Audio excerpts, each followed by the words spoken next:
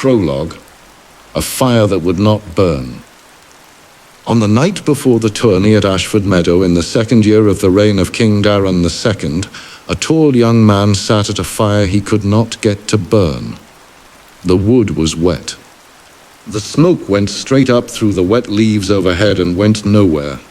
Across the small flame a boy lay wrapped in a saddle blanket, asleep or pretending to be. Beyond the boy 3 horses stood in the dark with their heads down. Past the horses lay the meadow, past the meadow the river, past the river the castle of the Lord of Ashford, where the great pavilions of the realm had been pitched in 2 long rows for the tournament that would begin in the morning. The young man at the fire was named, or had recently begun to be named, Sir Duncan. He was perhaps 17 years old. He stood 7 feet tall in his stockings. The realm would later remark upon this at length. He had hands like wooden mallets. He had a face that was plain and broad, and not, in any conventional sense, a knight's face. He had spent the day walking among the pavilions, asking after sponsors. He had said the name of his dead master perhaps 30 times. None of the lords had remembered it. This is the part of the story that gets skipped. The chronicles of the period record what happened at Ashford the following week with great care.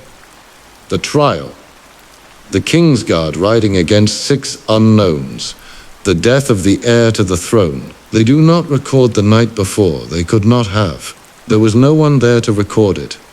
There was a wet meadow, a small bald boy asleep in a blanket, 3 horses standing in the rain, a young man at a fire that would not burn doing arithmetic in his head.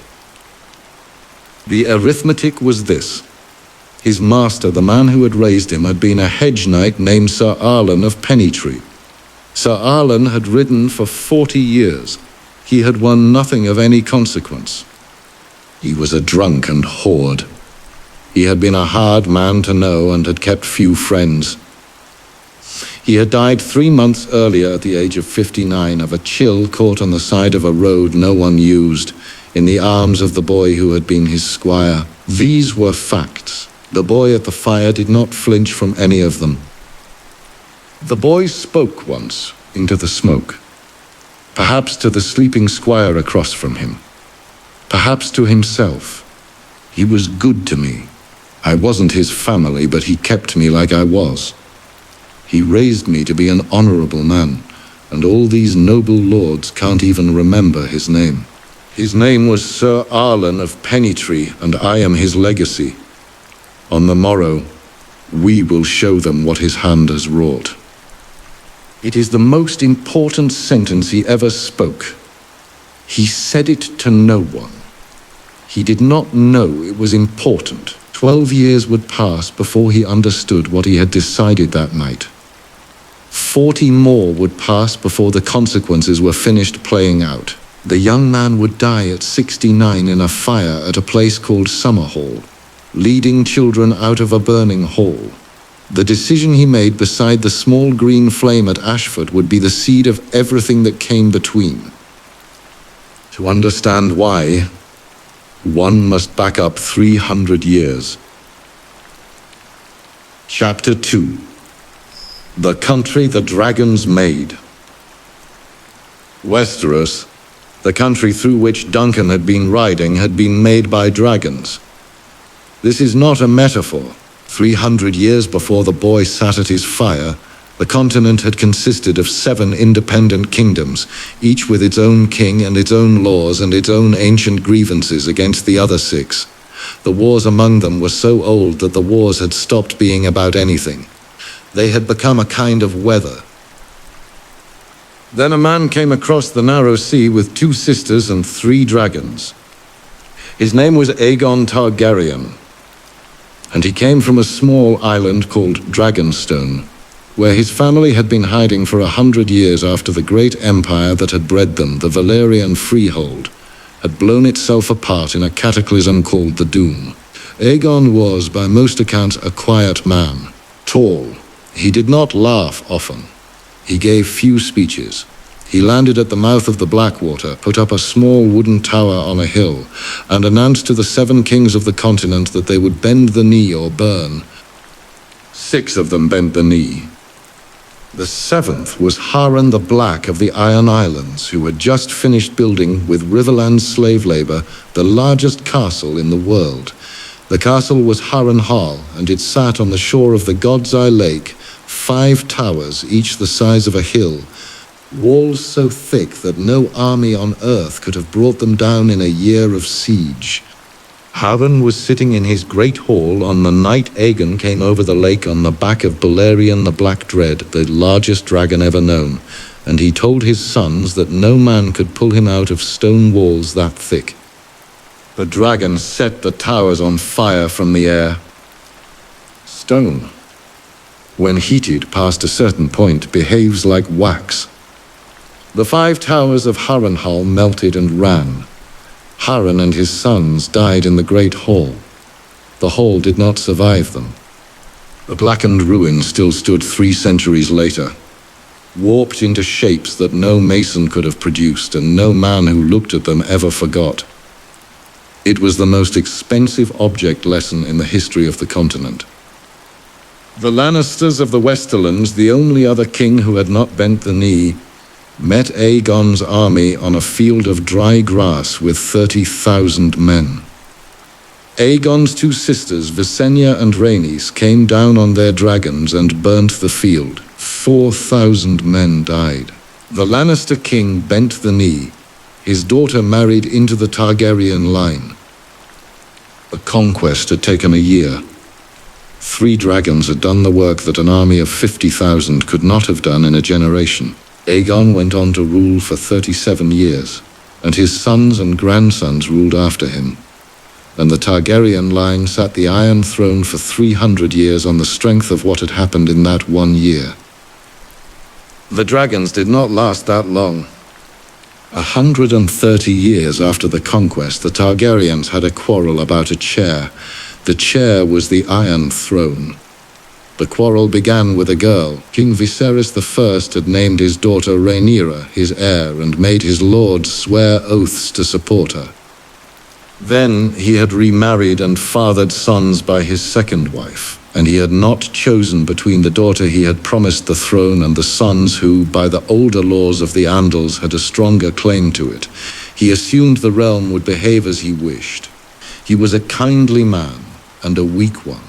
And when he died in 129 AC, the contradiction at the heart of his court could not be resolved without blood. The war that followed is now called the Dance of the Dragons. There were 17 living when the war began. The 2 sides had nearly equal numbers of them. They flew them against each other. Vhagar, the largest of the living dragons, and the dragon Visenya rode at the Conquest, was killed in the skies above the God's Eye Lake by another Targaryen on another dragon, both of whom also died. The pattern repeated. At the Battle of Rook's Rest, at the battle above the Gullet, at the 2 battles at Tumbleton.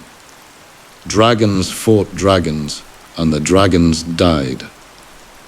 The small folk of King's Landing, who had watched the great animals overhead for 130 years and had taken them for the unkillable manifestation of a family's right to rule, learned during the dance that scorpions could pierce a dragon's hide and that one dragon could kill another.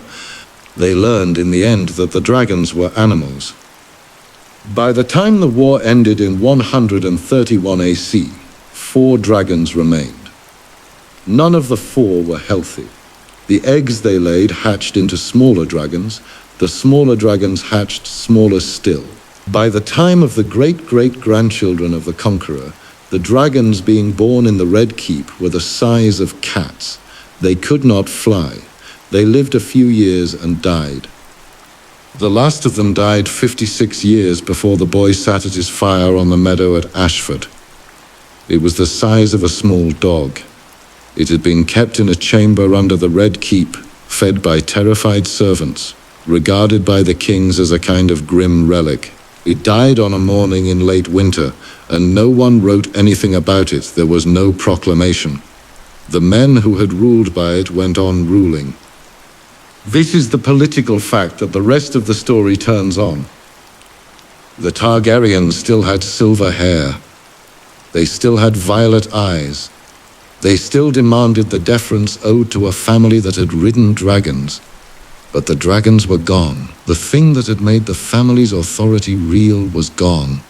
What remained was the family, and a family is not a dragon. A family is what its members are.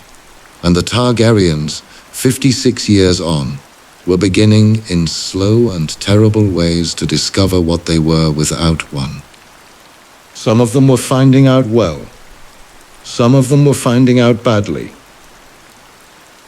Chapter 3: The Broken King and the Four Who Followed. A kingdom is held together, in the absence of dragons, by the personal authority of the king. This was not a thing the Targaryens had ever needed to learn. For 130 years they had ruled by reputation and by the implicit threat of fire from the air. The personal qualities of the man on the throne had mattered less than his name and the size of the animal in the courtyard. After the dance of the dragons, the personal qualities began to matter very much. The 5 kings who reigned between the end of the dance and the rebellion that would shape the boy at the Ashford fire were a study in what happens to a dynasty when the thing that made it real is taken away, and when the family is asked, without warning, to govern on its own merits. The 5 kings were Aegon the Broken, Daeron the Young Dragon, Baelor the Blessed, Westeros II, and Aegon IV the Unworthy. They reigned across about 55 years, between roughly 131 AC and 184 AC. The man who would climb out of the wreckage of their decisions and try to rebuild what they had broken was Daeron II, on whose throne Aerion Brightflame was the second grandson, and at whose tournament at Ashford Meadow Duncan would carry his master's secret across the meadow. Aegon III, the first of the 5, was the boy who had watched his mother eaten by his uncle's dragon. He was a melancholic. He hated dragons. Some said he had poisoned the last of them, though the masters of his court protected him from the rumor, and the truth was never settled. He took 10 years to consummate his marriage to a Valyrian girl named Daenerys, who had been chosen for him at the age of 6 in a kind of tournament of small daughters of great houses. He brooded and locked himself in his rooms for days. He rarely smiled. He was a good man and a bad king. Honest, just, personally restrained. He could not bear to be touched. He could not bring himself to leave the Red Keep. The realm was governed almost entirely by his regents during his minority and almost entirely by his younger brother Viserys after he came of age.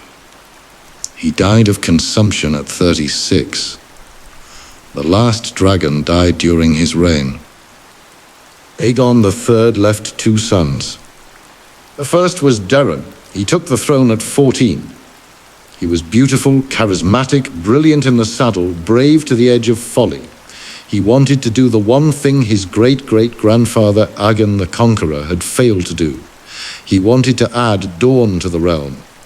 The Targaryens had attempted Dawn once before, during Aegon's reign, and had been driven out at terrible cost.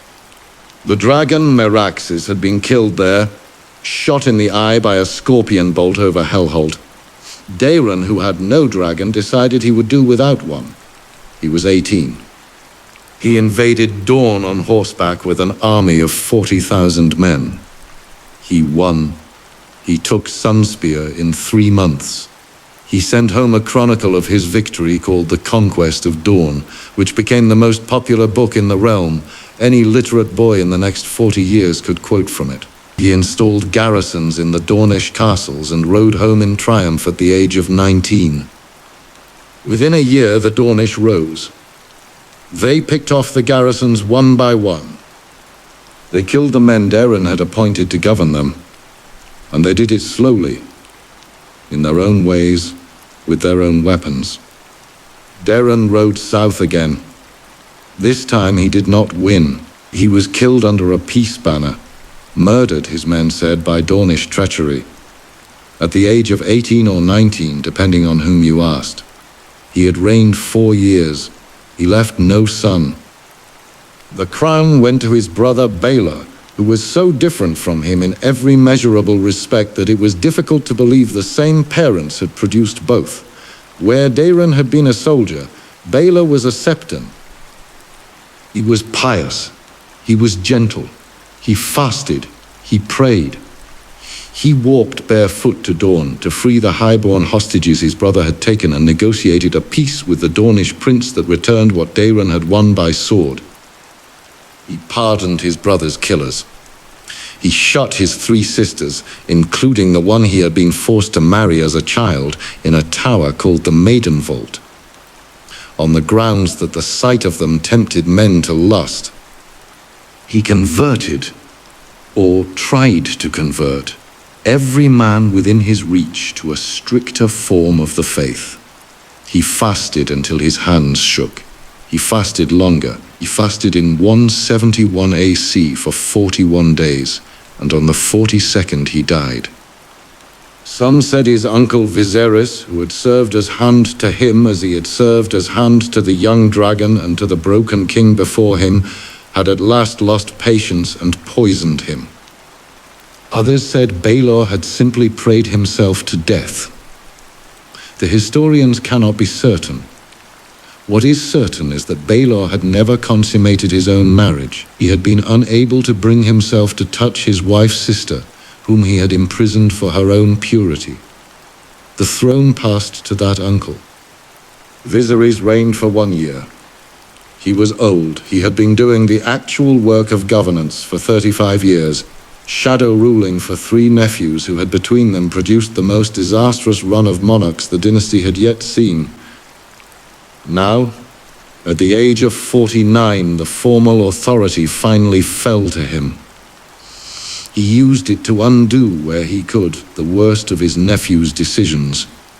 He confirmed the Dornish peace. He restored the rights of the Maidenvold sisters. He cleaned out the faith-militant fanatics Balor had encouraged.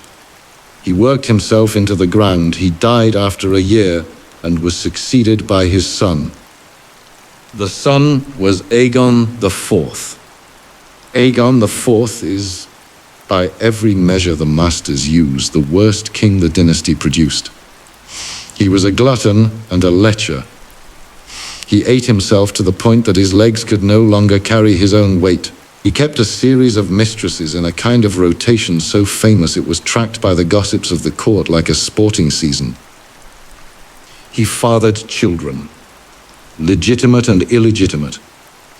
On his deathbed in 184 AC, he committed the act that would set the realm on the road to the boy at the Ashford fire. He legitimized all his bastards, every one. He gave them the Targaryen name and the right to use it, and he gave the eldest of them Daemon the Conqueror's sword. The sword was Blackfire. It had passed from king to king since the Conquest. It was Valyrian steel of a quality that had not been forged in 150 years. Aegon IV gave it not to his true-born son and heir Daeron, but to his bastard Daemon. He did this when Daemon was 12, on the public grounds that the boy had distinguished himself in a tournament, and on the private grounds, understood by every man at court, that Aegon thought Daemon the better of his sons. The true-born son inherited the throne anyway. He became Daeron II, quiet, scholarly, and married to a Dornish princess. He was a thoughtful king and a just one, and probably the best of the lot. But he reigned with a brother walking around the realm carrying the Conqueror's sword and the Conqueror's family resemblance, and the Conqueror's name. The brother was Daemon Blackfire. He waited 12 years to raise his banner. The banner was the same Targaryen 3-headed dragon in the same colors, but reversed. A black dragon on red instead of red on black. The negative image of the family. The implication, the true line and the false.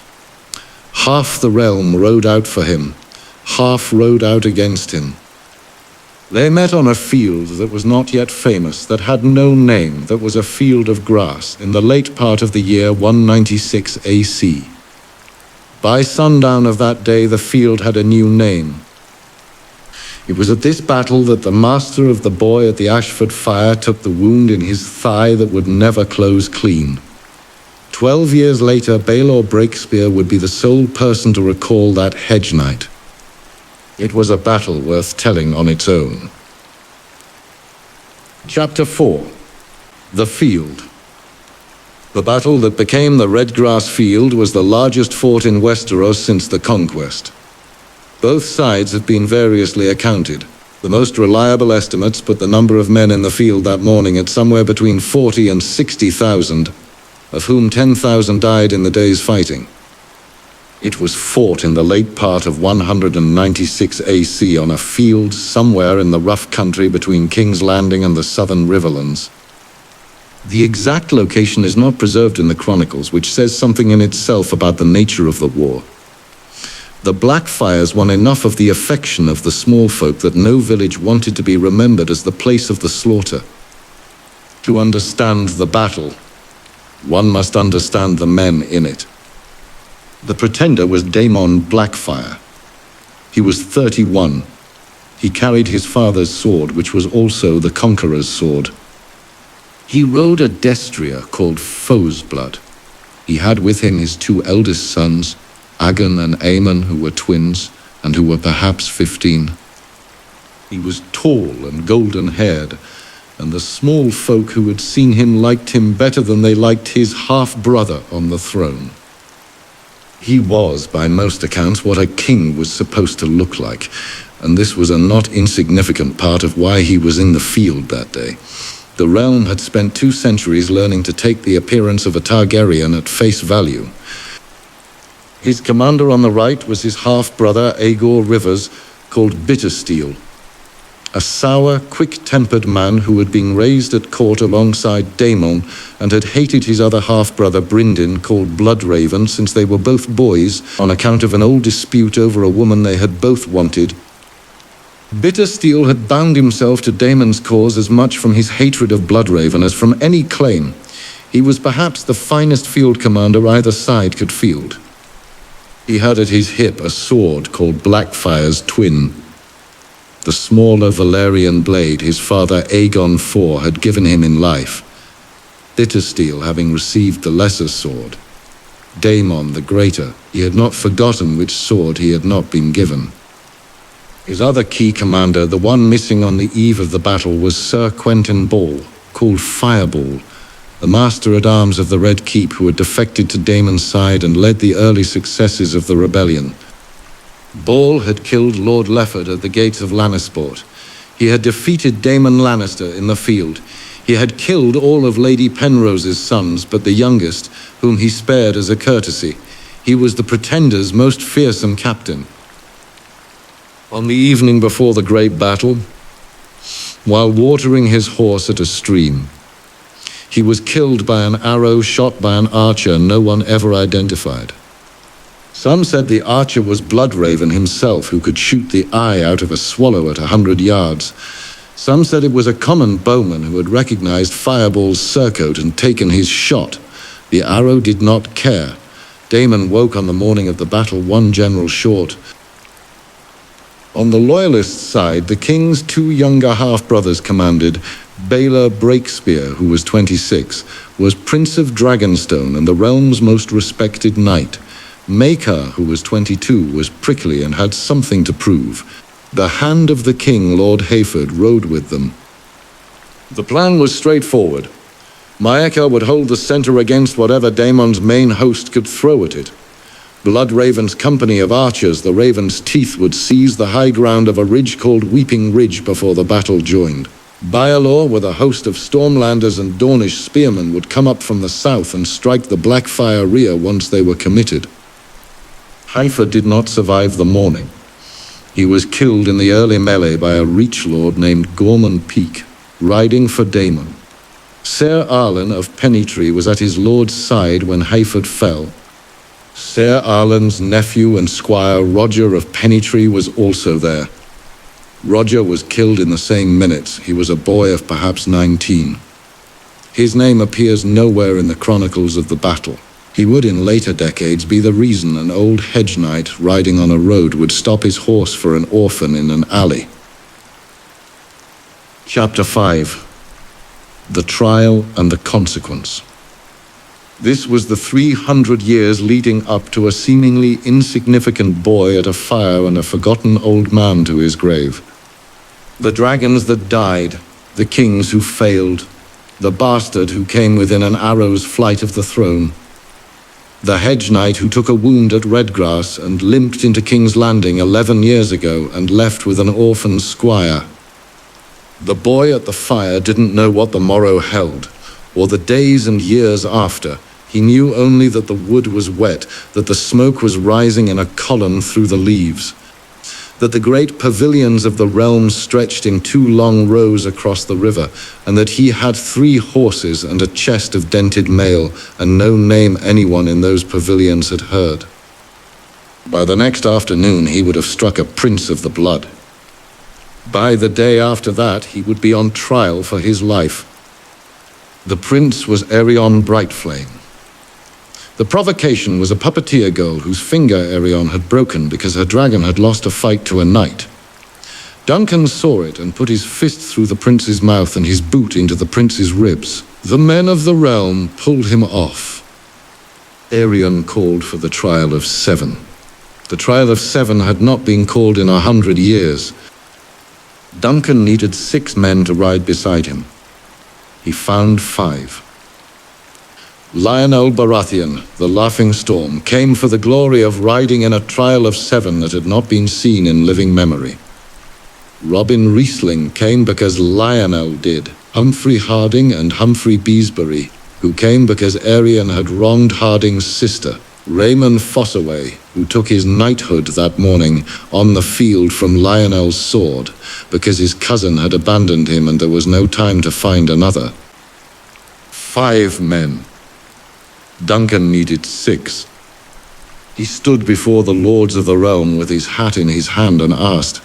They would not look at him. He was a hedge knight. He was an orphan from Flea Bottom in the body of a giant. He was about to die alone on a field for striking a Targaryen. Then a man stepped forward. The man was the 37-year-old Prince of Dragonstone. He was the heir to the Iron Throne. He was the most respected knight in the 7 kingdoms. He had earned his name 11 years before on that Redgrass Field, where he had ridden out of the dust at the head of 8,000 men and broken Daemon Blackfire's back. He was the brother of the man whose son Duncan was being tried for striking. He was the brother of the man on the other side of the field that day. He was Baelor Breakspear. He had not brought his own armor to Ashford. He had brought his son's armor because his son was supposed to fight that day in another match, and the armor on the wagon was the boy's, not the father's. Baelor put it on anyway. The breastplate was tight across his shoulders. The helm did not sit right on his brow. He took his place on Duncan's side of the field. The trial began. The fighting was savage. Harding was killed. Beesbury was killed. Aegon finally went down under Duncan's fists and called for mercy and was denied for some seconds before being granted it. In the chaos of the closing minutes, Maekar, Aerion's father, the king's 3rd son, fighting on the other side of the field, swung his mace at a man in his nephew's armor and struck him in the head. The helm did not hold. It had been made for a boy, not a man. Baelor Breakspear walked off the field. When they took the helm off, the side of his head was caved in. He died that night. Maekar came to Duncan after the funeral. The 3rd son who would now, by his brother's death, become heir to the heir, and in time the king. He did not look like a king. He looked like a man who had killed his brother. Egg had grown attached to him. The boy would squire for no other knight. Maekar had decided to let it be so. He proposed Summerhall. The boy would squire for Duncan in the castle. Duncan himself would finish his training under the Targaryen Master-at-Arms. Duncan refused. He would take the boy on the road instead. Maekar was appalled. The blood of the dragon, he said, does not sleep in ditches. The blood of the dragon does not eat hard, salt beef. Daeron, Duncan said, had never slept in a ditch, and the beef that Aerion had eaten all his life had been thick and rare and bloody. Maker was quiet for a long time. Then he agreed. The next morning, the boy and the Hedge Knight rode south for dawn. Epilogue. The men who held the realm. The Targaryens had ruled Westeros for nearly 300 years. There had been great kings. Aegon the Conqueror, who came across the sea with 2 sisters and 3 dragons and welded 7 kingdoms into one. He fought in his own battles. He took wounds.